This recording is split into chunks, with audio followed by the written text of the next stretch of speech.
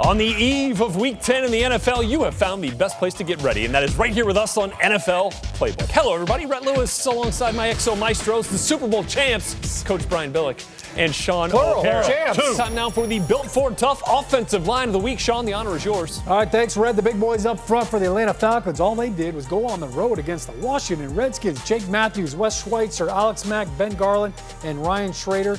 All they did was put up 154 yards rushing, 491 total yards. The most Washington has given up this season. They are this week's winner.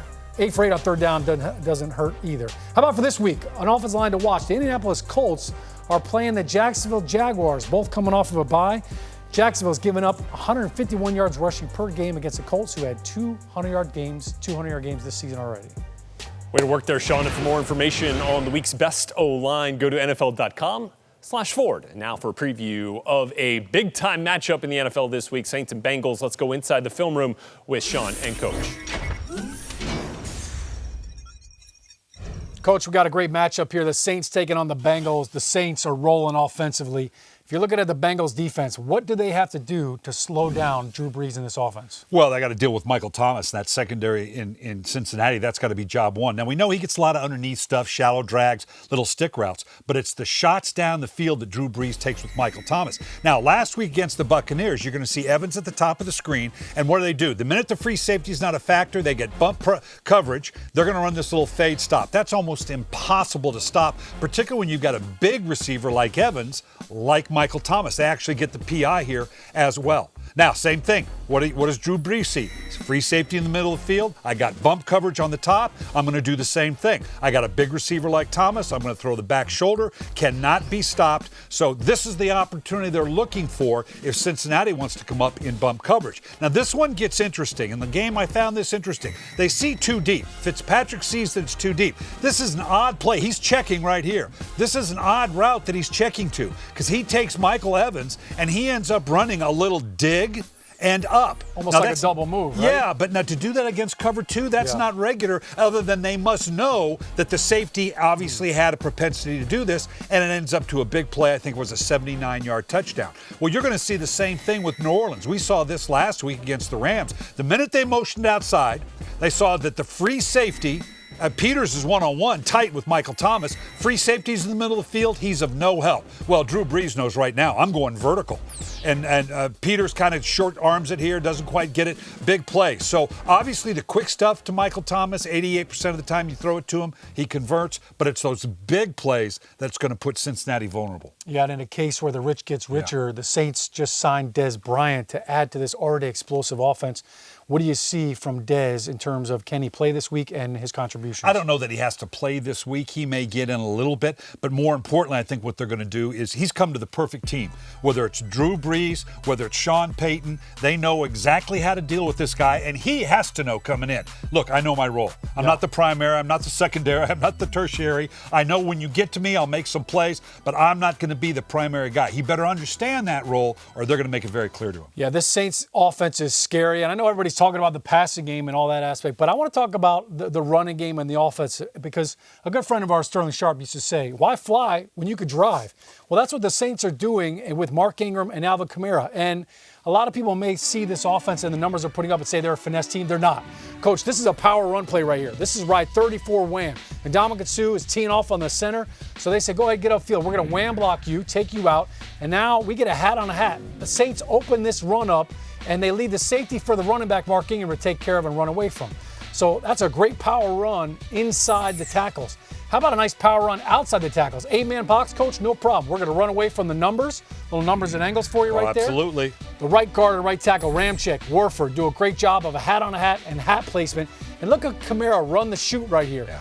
Now, I mentioned the word finesse. Look at the carnage that's left behind Kamara. Look at the bodies. All right, 6 defenders touched Kamara on this play and yet couldn't bring him down. Now, how about the pass pro? Not one sack last week against the Rams.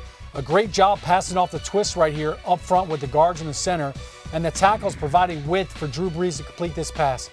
This is great, a great physical battle, and the Saints' offensive line, I don't think they're getting enough credit for how physical they are in the run game and how great they've been in pass protection. think when you look at the Bengals, they're struggling to stop the run as well as the passing game. And in a battle, which I like to call the Battle of the Who, it's a band that you know all too well. I'm sure you could rattle off a bunch of songs. Absolutely. It's really Who Dat Nation versus Who Dey. We'll find out who wins.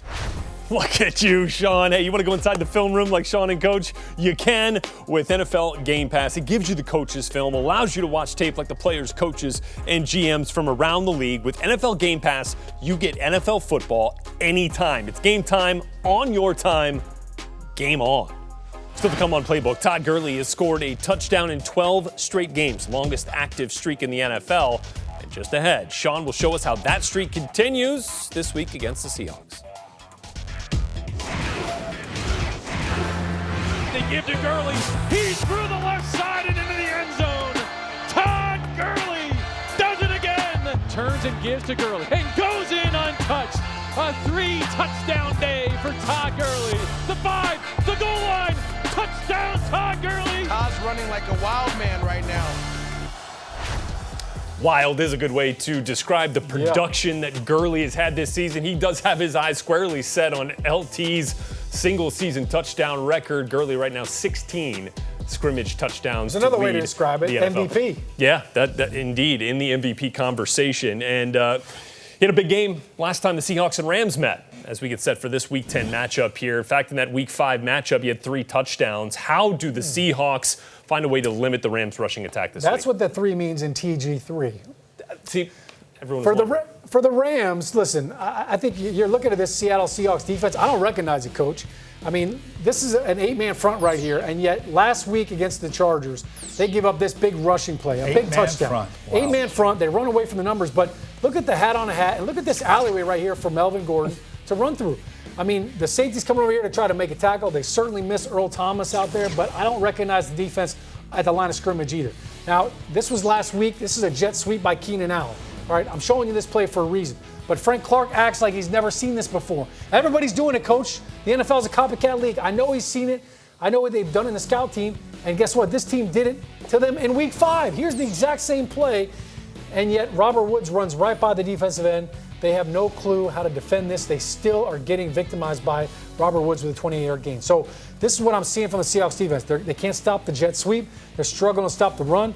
This was Todd Gurley in Week 5. You mentioned the 3 touchdowns, but this offensive line, nobody's doing a better job than the Rams at getting their running back to the second level. The big boys up front are doing a great job. I expect them to lean on that. When you look at this Seattle Seahawks defense, they're giving up more rushing yards per game this season than they have since 2010. Almost 5 yards a carry. I almost don't recognize this defense.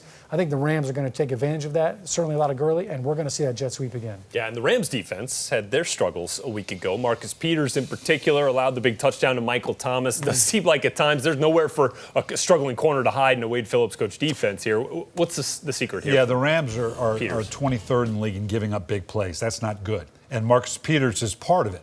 And it's not all his fault, but this is last year against the Chargers. Now, people say that Marcus Peters guesses. No, he's not. He's well prepared. He route reads. He's played these guys before. He's got his eyes on Rivers. He knows what the route combination is. And at the right time, he bails off the go route and jumps out underneath this out route for an interception. When it works, they call it genius. Absolutely, it is genius. That's just good preparation. Well, we're not seeing that right now. He's guessing or not preparing the same way. Look at this right here. The way he's playing this, he's guessing that it's the go route or that he thinks he's got help on the inside, and neither's true. The way he rolled his hips, he was guessing to go with the go. Instead, it's the post, and again, you're giving up a big play.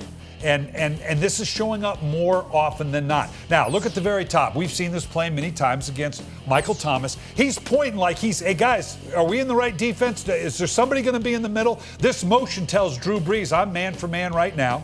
He still thinks he's getting help over the top, and he's not. The free safety's all the way down here on the other side of the hash. Gets the jump a little early. He's got good ups, but not that much. And now it ends up being a big play and a touchdown at a critical time for New Orleans. So, yeah, that's got to get fixed against Russell Wilson, the Seattle Seahawks. The good news is the Seahawks not nearly as prolific a pass game as the Saints were. But he's dangerous. Still to come here for you. Sean's been wondering what the TrueView video of the week will be. Was it Calvin Ridley's highlight reel touchdown catch and run? Maybe Christian McCaffrey's big day or the celebration look at that dance up in moves. Seattle. That's next. One of my favorite sectors of the show. All right, back here with you on Playbook. Let's get to the TrueView video of the day. This is a third down for the Falcons against the Redskins. Watch the slant and then watch Calvin Ridley split the defenders and break down this angle on his way to a 40-yard touchdown. Wow. That's like Ridley's Believe It or Not. Matt Ryan's 4 touchdowns of the day. Okay, desperation building in Big D after a Monday night loss to Tennessee. Questions abound over Jason Garrett's job as the head coach, Dak Prescott's future as a franchise quarterback, and the answers from their former franchise quarterback, Troy Aikman, paint a bleak picture. It hasn't always mattered who the head coach has been. And so to me, if you're asking me, I'd say there has to be a complete overhaul of the entire organization. You just can't simply replace head coaches and say, now it's going to be better. No, it's been shown that it's not better. And it doesn't get easier this week for the Cowboys as they got to take on the Eagles here. Coach, how do the Eagles keep the frustration flowing for Dak Prescott in the offense? Well, the first time they played last year, the Eagles had 3 interceptions and 4 sacks. And Tennessee had 5 sacks and an interception. Well, is that all Dak Prescott? Is that Scott Lanahan? No. Here's the reason it's happened. You got him in the gun. Now, this is a 4-man rush.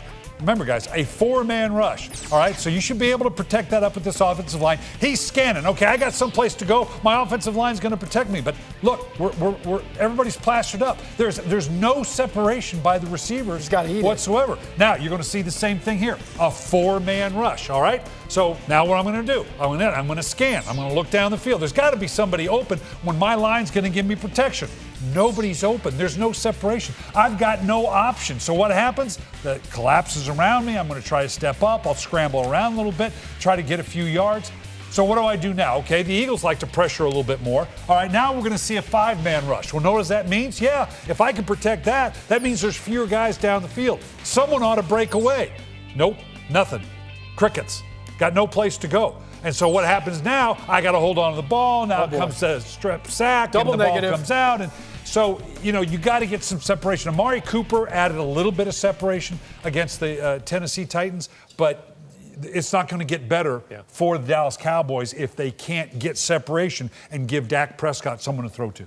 Sean, yes, the pass game led by Dak Prescott has been very pedestrian, which I guess normally would be okay if you could rely on a robust run game. But Ezekiel Elliott, just 61 yards, was his high in the last month, and that's not going to get it done. He's got 28 less carries than he did 2 years ago at this point in time when he led the league in rushing. But this is a tough bounce-back game for the Cowboys. You're trying to get right offensively because the Eagles do a great job of penetration and controlling the line of scrimmage. How about Fletcher Cox right here? Beats the double team on the backside of this play and beats the guard across his face for a tackle for a loss. All right, how about on the front side? Derek Barnett's on IR. Michael Bennett's now playing more DN. This is just a flat-out butt whooping right here. This is not a slant. This is not a twist.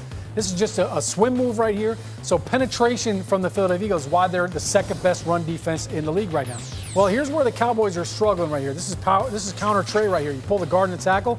Only problem is the tight end doesn't block the defensive end. So back to your point, Coach, it's not on Dak. This is not on the scheme. This is execution right here. You can't have a brain fart down on the goal line like that. All right, this is the Dallas Cowboys signature play for the last few years, right? 2 tight ends, we're going to get double teams. 3 double teams at the point of attack. 4 hands on the down guy, 4 eyes on the backer. Only problem is the linebacker runs right through the backside A-gap, and the tight ends get split on the front side. So this is poor execution right here, and this is the same play they've been running for years down there. They've got a new O-line coach, Mark Colombo, who was the assistant. Paul Alexander got fired. But I'm still seeing the same mistakes, and it's on the players. This is not coaching. This is not the quarterback. This is all about, hey, we've got to find a way to execute on game day, and that's what I'm not seeing from the Cowboys, and the Eagles are doing a better job against the run. And for the Eagles, this will mark Golden Tate's debut after being acquired from the Lions couple of on traded trade deadline receivers. day. And that does it for us. We'll see you back here next Wednesday, 6:30 Eastern Time.